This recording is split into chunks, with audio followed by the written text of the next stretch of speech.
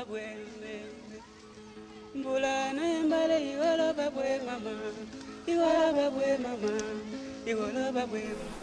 right, so it's been over a year, but Joe is back to give part 2 of his speech on the history of Africa. It's not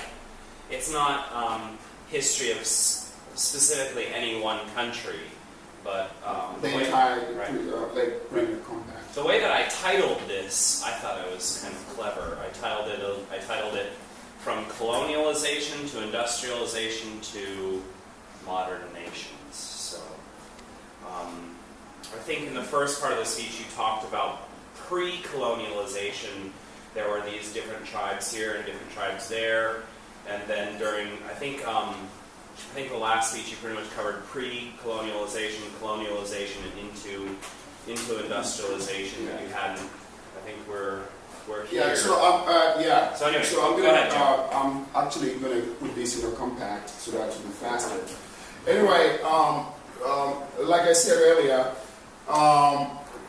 like today's whole thing is going to be on down from 1844 to this modern day, because that is what we talked earlier. And these here are presumably the major tribal and kingdoms that existed back then, before 1844. Even though every once in a while there were some of the major powers back then, which is Portugal and Spain, have made several movements back and forth during those times before 1844. And it was during 1844 actually that the whole thing became so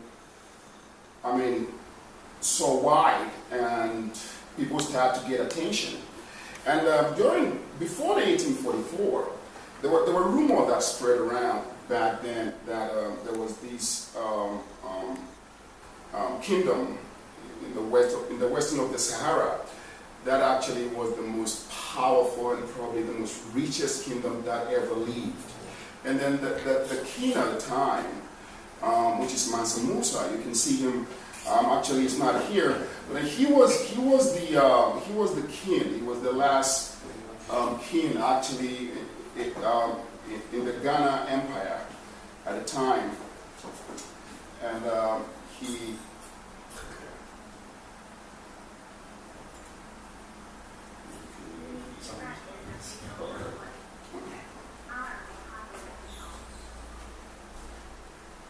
Wow.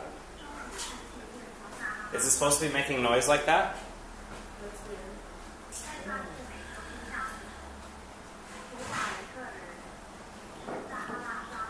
Did you have it for speaking Chinese like that? Well, I don't know. I was trying to. I give this some Chinese to work it on it, so probably she. You can. Okay. Go ahead, Joe. Sorry about that. All right. Yeah. So pretty much, you can see all these major tribal kingdoms back then, which made of the Almohads, which is mostly north, the Ashanti Empire, the Donatists, which are Christian Empire up north, and the Ghana Empire, and the Koni Bono Empire, which is down somewhere in Mali, and then the Monophytes. They are also European Christians. The Oyo Kingdom, which is further south of the Sahara, somewhere in the west. And then you can see it all written there. And then Songhai Empire, and then all the way to Tukulao Empire, and Dahomey Empire, which existed.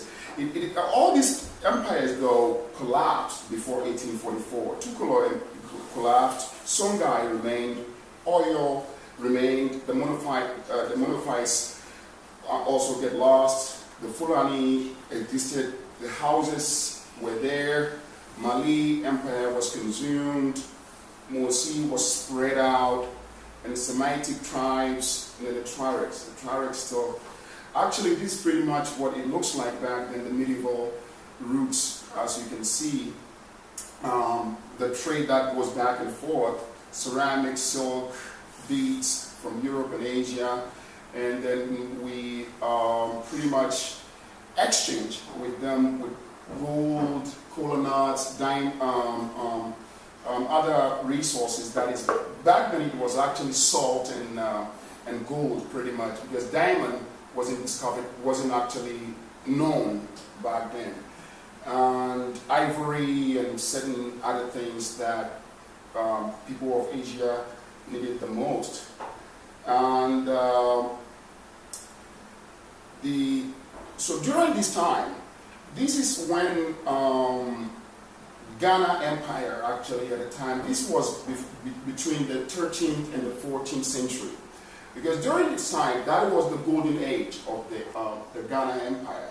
Ghana Empire, like I said earlier, to some researchers, that this was actually a recent research that from their research, they came to the realization that Ghana Empire back in the 14th and 13th century was the most powerful and the most richest empire that ever lived on the face of the earth. And putting all the resources and all the properties and all the assets that this kingdom had, no kingdom has ever accumulated such assets and resources ever. So during this time, during one of these trading, but it was mostly they were African traditional beliefs that was being practiced back in those days. But then before then, during the 10th and then the 9th Empire, the 9th century, there was some trade going on. Like you see, this trade it became bigger and bigger. Then Islam came in. So after Islam came in, mostly those people who brought that religion actually were Arabs from the north. And these people were enemies. They were practicing African traditional beliefs. So they seen this the cultural behavior of the Arabs actually attracted most Africans to convert to Islam.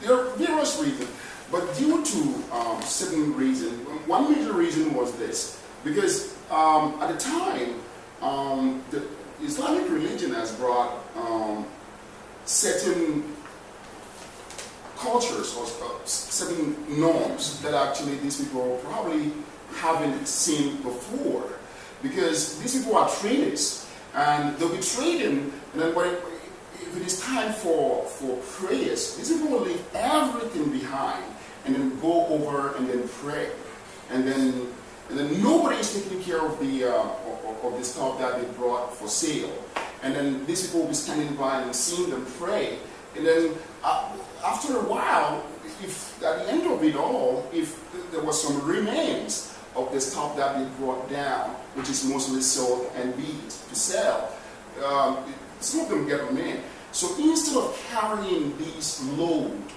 back again to the north, mostly what they do is that they spread it out. They give it out as alms to these people.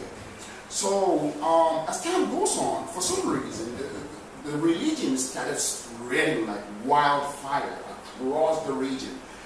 It is already conquered the north, pretty much of Morocco down to Egypt. Egypt was way gone back then. So this is what it looks like before the coming of the Europeans. So there was a time after the coming of this religion, they have to pay pilgrimage to the north, which is Saudi Arabia, to go for ritual Islamic purposes. So along the line, there was a time that the king of Ghana Empire, which you see here, who was the most richest and the most powerful empire back then in that part, went through Egypt, and then according to some sources, inflation in Egypt at the time skyrocketed, and gold became so common at the time that it's unbelievable. They haven't seen it before. And rumors spread around, and then it got all the way down to Europe, that, hey, there was this king that was Muslim, and he went through Egypt, and he was going out for pilgrimage to Mecca, and then he left these tons of gold and what have you on the way to Mecca. So some legend believe that was what instigated the idea of the invasion from the north. That these people were so rich, they have gold, they have whatever we need, they have resources, and this king was so rich. So why don't we try that out? Why don't we? Because at the time, Europe has just come out of war after fighting itself for years, and Africa was quite with these kingdoms and cultures and customs and traditions. The Europeans had the rumor that, look, this is the king. After 12 years after he came through Egypt, he left behind stuff that they haven't seen, and there was a huge skyrocket of inflation, and gold was even on a low demand because of the accessibility of the material.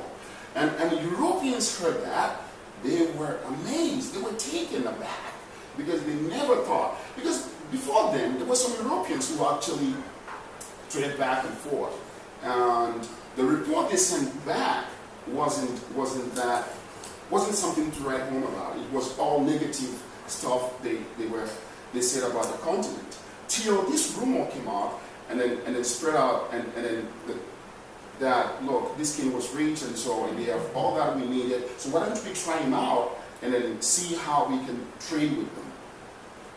But before then, it was pretty much the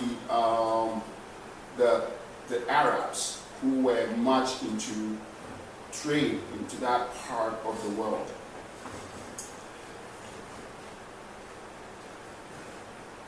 And then, so the Europeans started coming down, and then because they were told that, from what they heard, they were told that these people are religious people, most of them Christians, most of them are Muslims, and that how can we actually get to these people who are so deep-rooted in what they believe in? So what they did was that the Europeans actually sent missionaries from churches, from various kind of churches, and brought certain things that the Africans thought they might need. Stuff like guns, that Africans back then actually don't use guns. They have their own bows and arrows, and so, I mean, they're not pretty much abreast or probably know about the guns which the Europeans actually had. Even though they have their own arrows, they have their own local made guns which they use.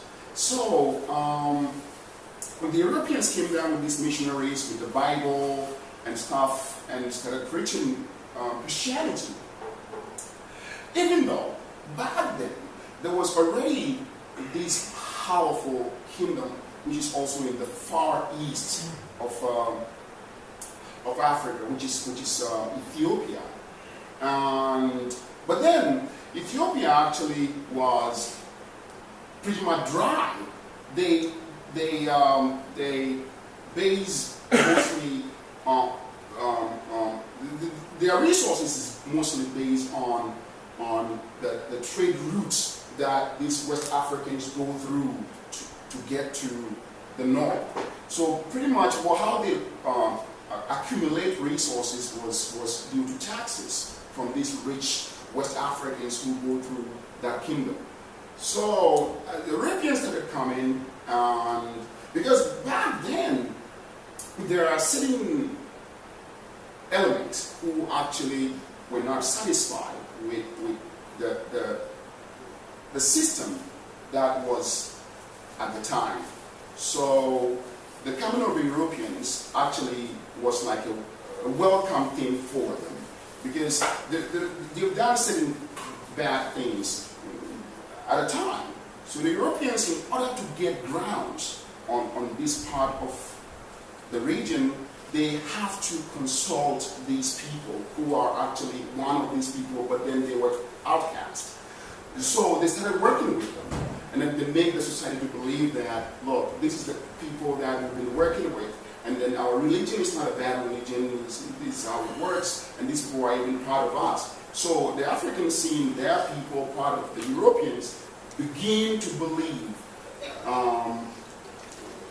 the idea that the Europeans had brought forth. Even though the slave trade was going on, but on a domestic level, the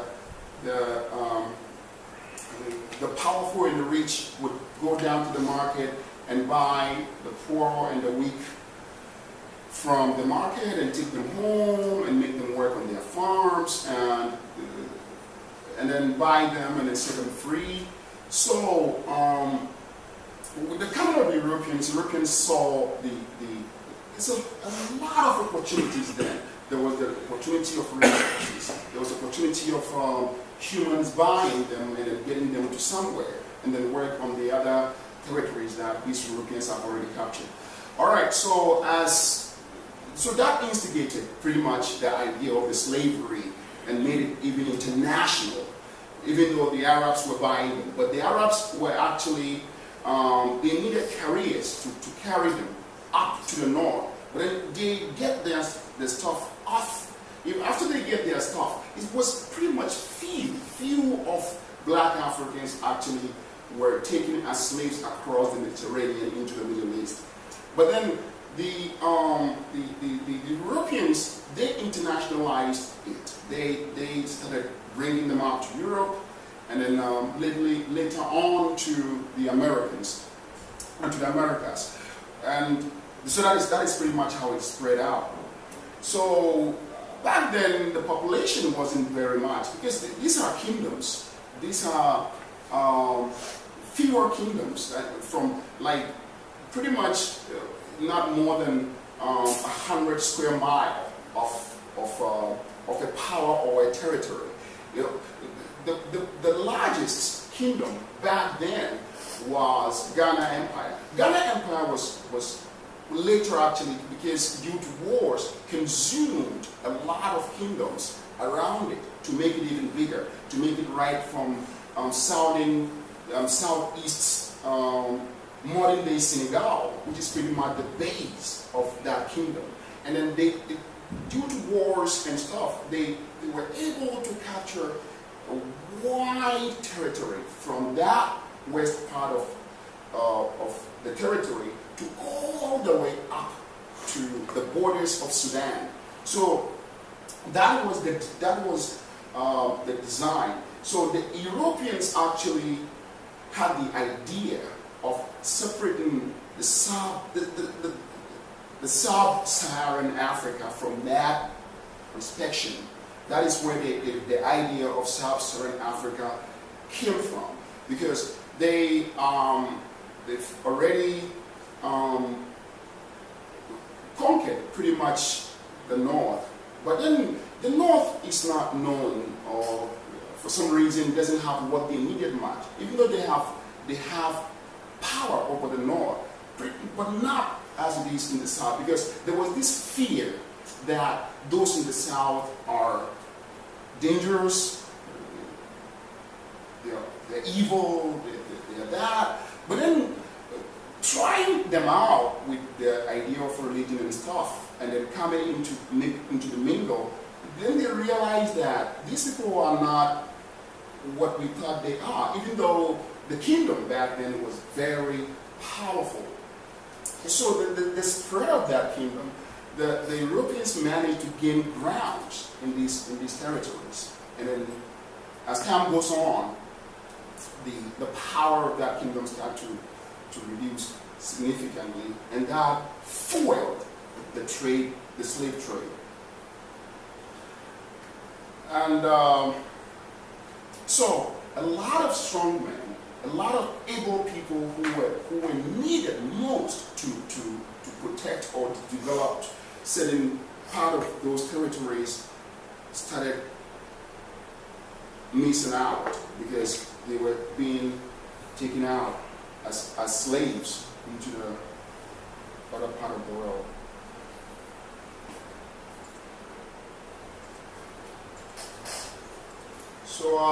So this is it. So you can see the roots of the trade. Some of them through the Sahara up to the north. Some of them across the ocean, the Atlantic Ocean, to the Antilles, to the Caribbean, to Brazil, and some few of them up to New York,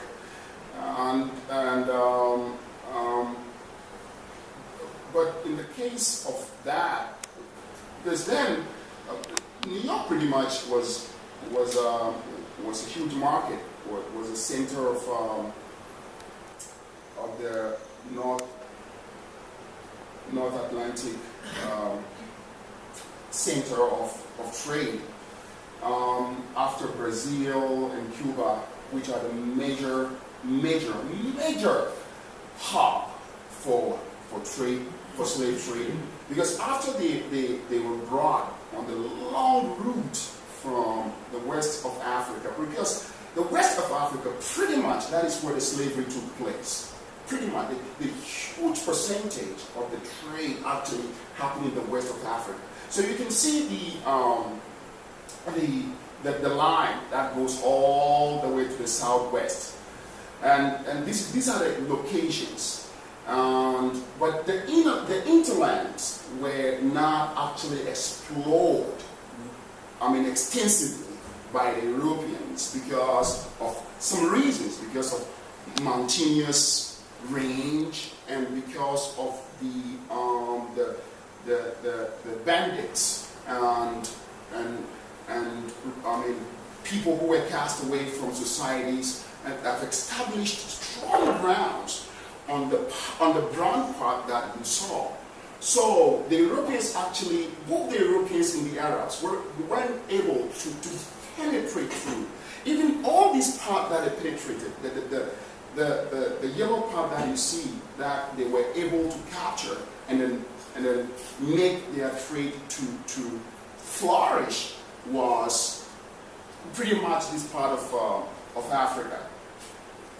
So and then the other side, this side, it was the British who managed to get this part of Africa from the Arabs, because the Arabs were also trading across the Indian Ocean, down from the Mediterranean down to this part, but they couldn't make it into Somalia, which is modern day Somalia. It was pretty much the kingdom of Ethiopia, Abyssinia, they call it back then. And then the Abyssinian kingdom was really, really powerful, because there were massive European invasion during the coming of the Europeans. The West, and then the South were pretty much taken, but the East, which you can see from here all the way down, was by the Ethiopian kingdom. So they weren't able to penetrate the Ethiopian kingdom that easily, and until today. Actually, there was a story on that. I'll come to that later on. So the slave trade pretty much took part in the west, southwest of Africa, and you can see them all the way from the Gold Coast to Dahomey, to Congo. Congo was then southwest, and you can see Angola down there. And then, this part depended on which European power occupies that territory. It takes them because the Europeans have already have a strong control over the oceans, over the seas, and they were able to get hold of the Southern America. And so there was a hub, which is Brazil, which is modern day Brazil. There was a hub there where after a long ride from the west, they come to Brazil, raise them there, and then take them up further north to somewhere Cuba, and then spread them, and then started taking them further north to the Americas. And so this went on for years. But then they haven't actually established, because at this time, before the 1844, at this time, it was pretty much trade, because they haven't had the chance to get hold of the entire place there. Because they're not settled, they're not sure what is going to come back to them. So at this point, before this, it was pretty much trade. It was trade going on. That trade went on for years. That trade even went on earlier than before the 1844. So it was somewhere in 1811 actually when they started coming to that part of the world. So at this point, they come to realize that with all this trade, if we could get hold of these territories and make it ours and administrate it, because at the time, the Africans have their own system of education. They have their own system of civilization. They have their own system of the culture and stuff. But then the Europeans thought that was savage, that was backward, that was barbarism to compare to their standard of living back up in Europe. So they have to bring an idea which would make them to have a strong control. Remember, they came with the idea of religion, though, and then went on from religion and then trade, which is you give me that, I give you that. I don't have that, you have that. So that it was trade and religion, mostly. But then as time goes on and time changes, and from generation to the other, actually it then turned out to be totally a different stuff. So the Europeans then have now settled. They've settled pretty much. They've come to realization that, look, this is a huge advantage to our industrialization back home. And if we should get hold of these resources and being able to manipulate and control it, it will be much easier for us, and so that we can get what we want faster and then see what we can do next. So from there on, the Europeans have already taken hold of so many, not only the territories, but the routes from Africa all the way out to Europe. They've captured it. Then it wasn't Germany. It was pretty much Portugal, Spain, UK, and France, because these are mostly the most powerful systems back then, especially.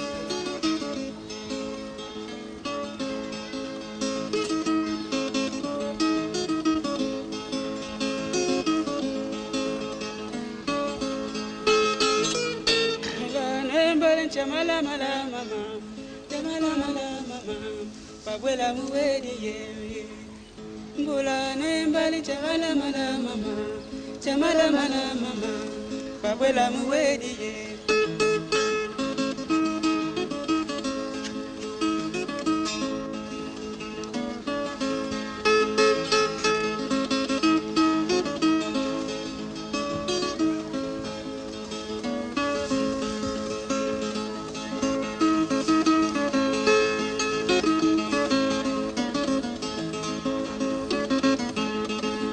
mule tunjitua mama, jitua mama mule kapa, uteka bubolo. Mule tunjitua mama, jitua mama mule kapa, uteka bubolo.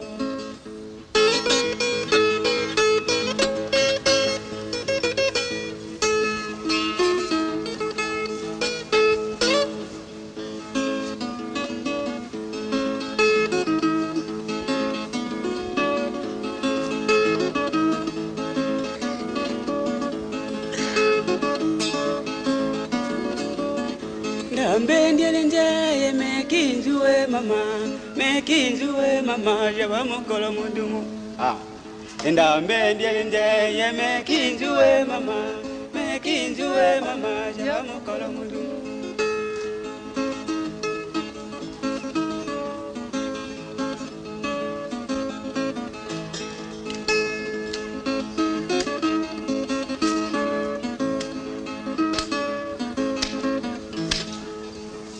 Mulwelinga bukana ye meki mumone mama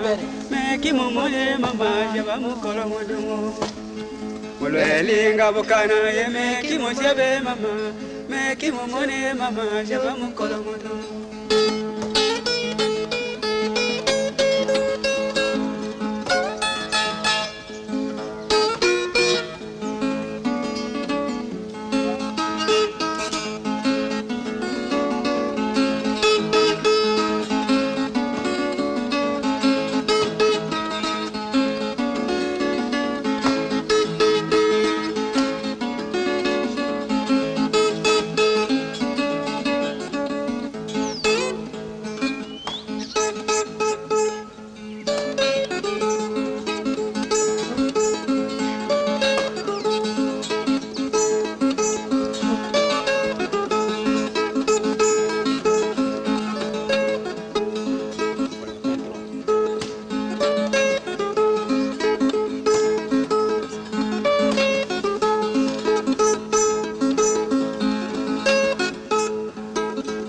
Beka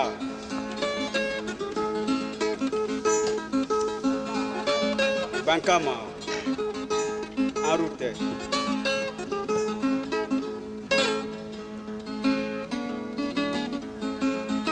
Ay Vinkormon we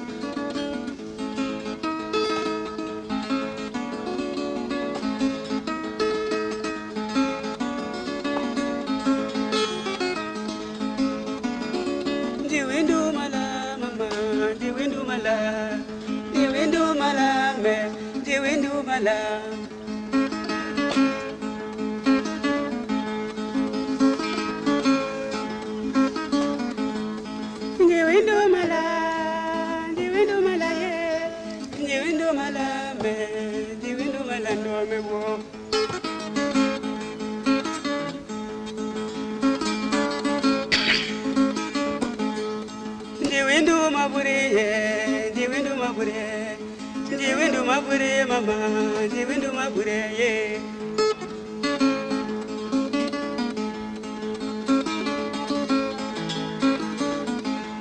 Ndamburo kabasomo mama, jiwindu malaye. Ndamburo kabasomo, jiwindu mala.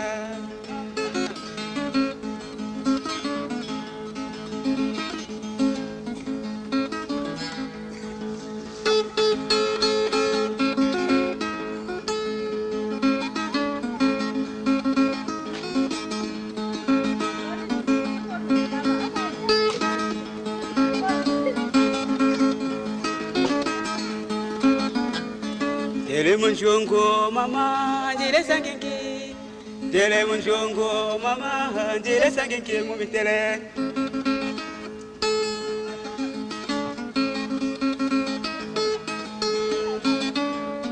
Dele munjongo mama dele sangenki Dele munjongo mama dele sangenki ye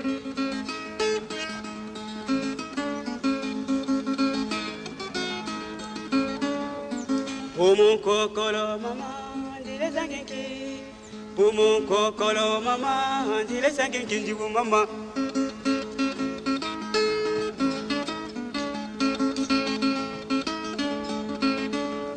Ula bale munya mama, yubu bale libo. Ula bale munya mama, yubu bale libo.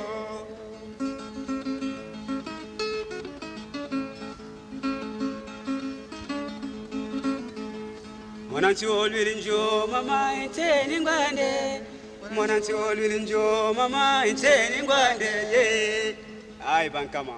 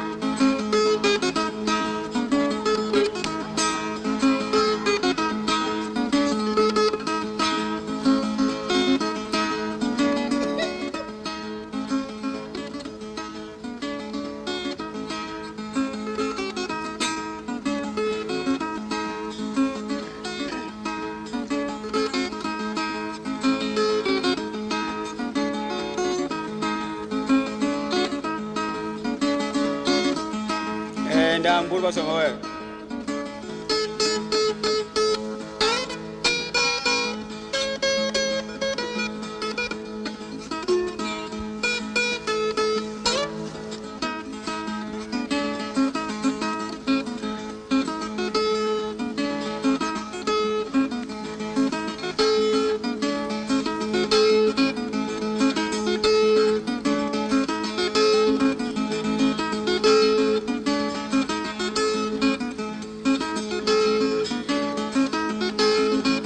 Likini mafaye me, likini mafaye mama, likini mafaye me, likini mafaye mama.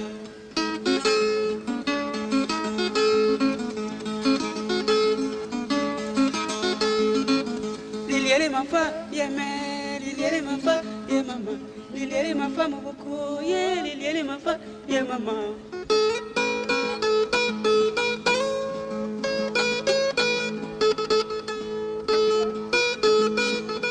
Aya Murini.